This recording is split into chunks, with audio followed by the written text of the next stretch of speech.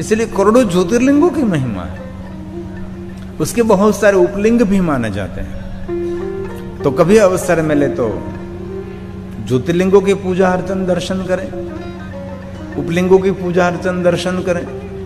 और बहुत सारे स्वयंभू शिवलिंगी तो कोई गिनती कर ही नहीं सकता, संख्या न विद्यते। इतने भगवान महादेव के स्वयंभू शिवलिंग हैं।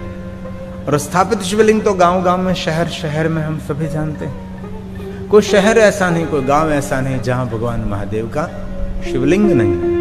हर गांव में छोटा सा नगर हो तो भी वहां भगवान महादेव का शिवालय जरूर आपको मिलेगा।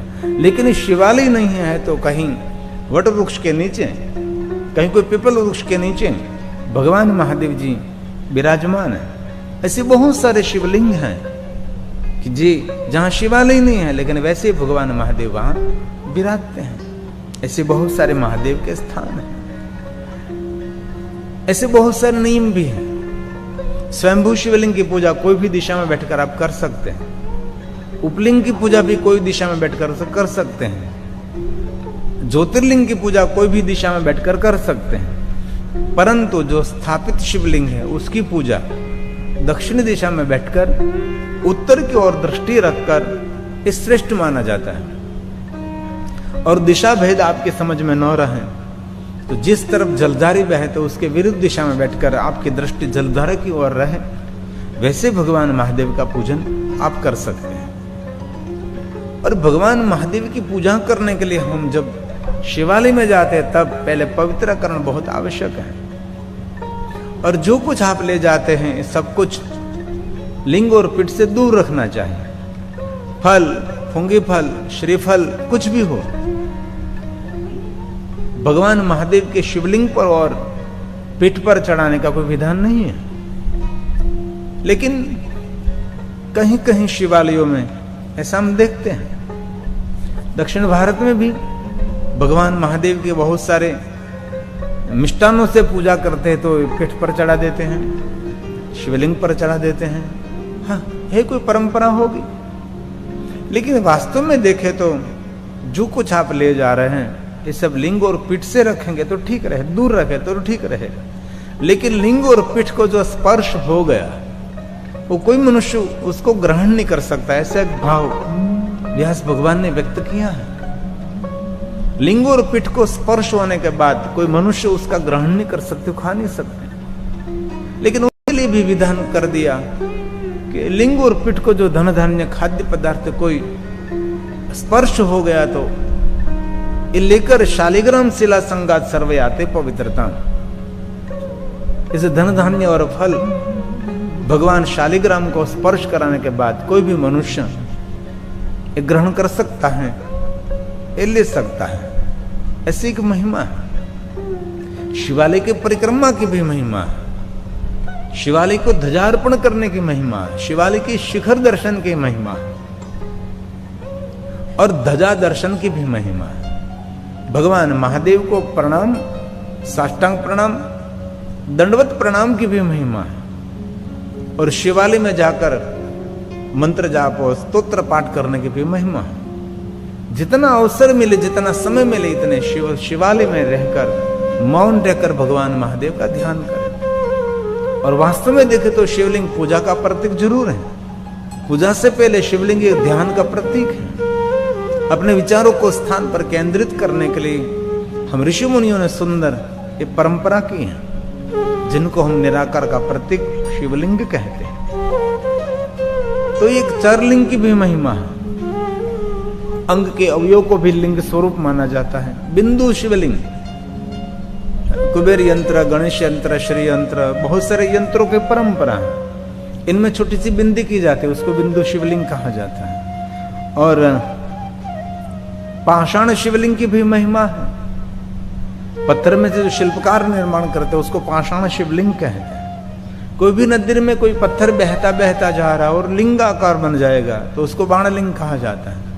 कोई भी सरिता का पाषाण हो, लेकिन इसमें सप्तगंगाओं के जल में जो शिवलिंग निर्माण रहेगा वो श्रेष्ठ माना है। लेकिन इस सप्तगंगाओं में से भी माता नर्मदा के जल में जो शिवलिंग निर्माण हो गए उसकी बहुत सारी श्रेष्ठता है। सभी शिवलिंग को कोई प्रतिष्ठा विधि करनी पड़ती है, लेकिन नर्मदा के जल में से लाए हुए शिवलिंग, उसकी कोई भी प्रतिष्ठा आप विधि न कर सके, लेकिन वो सभी शिवलिंग प्रतिष्ठित हैं। हम बोलते हैं कि नर्मदा के जितने कंकर हैं ये सभी शंकर हैं, ऐसा हम बोलते रहते हैं। ये शिवलिंग श्रेष्ठ माना जाता है। नर्मदा के जल प्रवाह में से लाए हुए शिवलिंग, उसकी मान्यता बहुत का ही है। नर्मदेश्वर महादेव भी कह सकते हैं और बाण शिवलिंग भी कह सकते हैं। और एक है स्फटिक शिवलिंग जो विष्णु भगवान ने लक्ष्मी जी को दिया था, और एक है सुगंधी शिवलिंग, चंदन घिसकर अष्टगंध मिलाकर सुंदर एक चंदन में से शिवलिंग निर्माण करे, उसकी भी महिमा है। पुष्पों में से सुंदर एक शिवलिंग निर्माण करो, उसको पुष्पलिंग कहा जाता है। धन धान्य के आटे में से सुंदर शिवलिंग निर्माण कर सकते हैं, उसको यवगुधुमलिंग कहते हैं। मरकुरी पारा में कोई वस्तु मिश्रित करके उसको बांधते हैं, उसको पारद शिवलिंग कहते हैं। और सही पारद का अर्थ है कोई भी सुवर्ण उसको लग गया तो सुवर्ण का कलर बदल सकता है, सुवर्ण को खींच लेते हैं। जो सुवर्ण जो पीला रंग का है तो सुवर्ण व्हाइट हो जाएगा। जो सही जो पारदलिंग है वो भक्षण कर लेता है सुवर्ण का, तो उसको पारदलिंग कहते हैं। और पारदलिंग की पूजा के लिए सबकी महिमा नहीं है, योगी महापुरुषों के लिए है, क्योंकि पारा एक प्रकार का पॉइजन है, एक प्रकार का जहर है। थोड़ा सा भी पेट में गया तो बहुत कुछ डैमेज कर सकता है। इसलिए कभी उसको स्नान किया हुआ जल, कभी कोई पीपल वृक्ष, वट वृक्ष, कोई भी वृक्ष और तुलसी वृक्ष के उसके मूल में नहीं अर्पण करना चाहिए। और वास्तव में देखे तो अबील गुलाल वाला भी जो जल है सभी केमिकल है, ये भी कोई वृक्ष के मूल में नहीं अर्पण करना चाहिए, क्योंकि अंत में तो देखे तो अबील गुलाल कुमकुम सब कुछ केमिकल है, इसलिए वृक्ष को ये नुकसान करते हैं। और महादेव को चढ़ाया हुआ दूध भी, ये भी कोई वृक्ष के मूल में नहीं जाना चाहिए, क्योंकि सभी वृक्ष के लिए ये जो दूध है वो जहर बराबर है, ये वृक्ष सूख जाएगा। हमने एक महात्मा के मुख से कथा सुनी थी। एक हमारे महात्मा जी तो राजकोट के अंदर वो अनुष्ठान कर रहे थे 1 महीने के लिए पवित्र श्रावण मास में। तो रोज महादेव को अपने जो साथ में रखते शिवलिंग उसका पूजन करते थे और दूध अर्पण करते रहते थे। और महादेव को जो अर्पण किया दूध, सभी दूध रोज बेल वृक्ष के खामणे में वहां रख देते थे। और 1 मास पूरा हुआ और पूरा बेल वृक्ष ये सूख गया। इसलिए कभी भी ऐसी गलती नहीं करनी चाहिए। और दूसरी बात, अगरबत्ती कभी बंद घर में भी करनी नहीं चाहिए, क्योंकि अगरबत्ती का धुआं हमें नुकसान भी कर सकता है। आजकल तो अगरबत्ती सुंदर बनाई जाती है, क्योंकि बहुत सारे केमिकल रहित भी अगरबत्ती मिलती हैं, क्योंकि बहुत सारे सुगंध केमिकलों में से निर्माण करते हैं। इसलिए जहाँ बच्चे सोए हैं, जिनको श्वास लेने की तकलीफ है, वे वृद्ध व्यक्ति जहाँ सोया है वहाँ बंद घर में बारी खिड़की सब कुछ बंद है, तो वहाँ धुआं हमारे फेफड़े में जल चला जाएगा। तो इसलिए थोड़ा सा ध्यान रखिए। बीड़ी पीने से भी नुकसान तो रहेगा फेफड़े को, बीड़ी पीने वालों को कम नुकसान रहता है, लेकिन जो बीड़ी पी रहा उसके पास जो खड़ा है उसको ज्यादा नुकसान रहता है, क्योंकि बीड़ी पी रहा उसको सीधा धुआं मिल रहा है, और पास में जो खड़ा है जो पी रहा उसके फेफड़े में से बाहर निकला हुआ उसका झूठा धुआं हमारे नाक में जा रहा है। इसलिए बीड़ी पीना तो नहीं चाहिए, लेकिन जो बीड़ी पी रहा उसके पास भी कभी खड़ा नहीं रहना चाहिए, ये हमको बहुत नुकसान करते हैं। तो पारद शिवलिंग की अलग महिमा है। एक बालू का शिवलिंग जो राम जी ने पूजन किया था, रेत में से बनाया हुआ सुंदर शिवलिंग, उसको बालू का शिवलिंग कहा जाता है। एक रसलिंग की महिमा है, सुवर्ण में से जो शिवलिंग निर्माण करते हैं, भगवान विष्णु जी ने कुबेर जी को सुवर्ण लिंग दिया, तो उसकी भी एक विशेष महिमा। रजत लिंग की महिमा, चांदी में से शिवलिंग निर्माण होते हैं, ताम्रलिंग, रजत लिंग और बहुत सारे अलग अलग। दीपलिंग, दीप में से जो शिवलिंग निर्माण करते हैं, दीप का जो ज्योत है उसको भी शिवलिंग कहते हैं। ज्योतिर्लिंग की महिमा है। और चलित शिवलिंग, आपके घर में जो आप रखते हैं उसको चलित शिवलिंग कहते हैं। घर में जो बहुत बड़ा शिवलिंग है तो उसका पूजन नित्य करें। अंगुष्ठ का नाप का शिवलिंग है तो कभी पूजन ना कर चलेगा। इसलिए घर में जो शिवलिंग रखते हैं अंगुष्ठ के बराबर हम रखते हैं। बड़ा हो तो जरूर पूजा कर सकते हैं, और आप ना कर सके तो दूसरों के पास, और कभी अपुंज रह जाए तो दोष नहीं है। एक आत्मलिंग है, मेरी आत्मा को भी शिवलिंग का प्रतीक मानते हैं। आत्मलिंग जिनको कहा है, पार्थिव शिवलिंग की भी महिमा, जो मिट्टी में से हम शिवलिंग निर्माण करते हैं।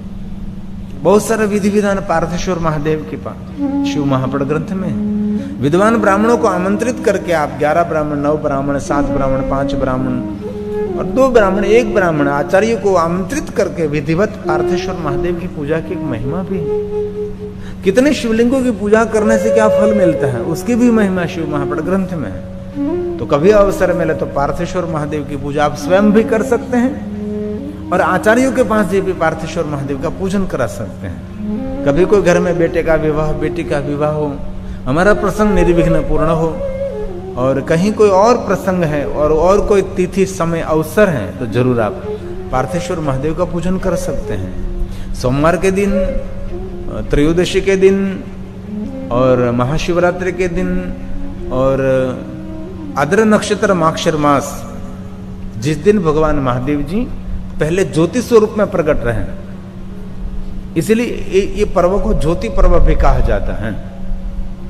हमारे यहाँ तो कोई कम परंपरा है, लेकिन दक्षिण भारत में हम जाते हैं तब ये लोग 5 दिन के लिए लगातार 5 दिन पहले अपने घर में दीपमाला प्रज्वलित करने लग। जैसे हम दीपावली में जैसे दीपमाला प्रकट करते हैं, वैसे ये ज्योत पर्व आता है तब आद्र नक्षत्र माक्षर मास में, वो 5 दिन पहले से अपने घर में दीपमाला प्रज्वलित करने का प्रारंभ कर देते हैं। तो कभी देखना, याद भी रखना, माक्षर मास आद्र नक्षत्र पड़ता है तब आपके घर में भी दीपमाला प्रज्वलित कर सकते हैं और आप शिवालय में जाकर भी दीपमाला प्रज्वलित कर सकते हैं। ये दीप पर्व है। भगवान महादेव जी स्वयं ज्योति स्वरूप में पहले ब्रह्मा और विष्णु के सामने प्रकट हुए थे, बाद में इनमें से एक शिवलिंग प्रकट हुआ, इसलिए शिवलिंग के आगे हम ज्योति क्यों लगाते हैं, इसीलिए तो लगाते हैं ना, ज्योति में से जिनका प्रादुर्भाव हुआ है, इसलिए हम शिवलिंग को क्या कहते हैं, ज्योतिर्लिंग कहते हैं। दीप में से प्रकट हुआ शिवलिंग। और एक शिवलिंग का नाम है गुरुलिंग, हमारे जो सदगुरु है, जिनके पास से हमको मार्गदर्शन मिल रहा है और शिव की ओर हमारा प्रेम उठ रहा है, तो हमारा जो सदगुरु है उसके बारे में भी शिव महापड़ ग्रंथ में कहा है, जिनको गुरुलिंग कहते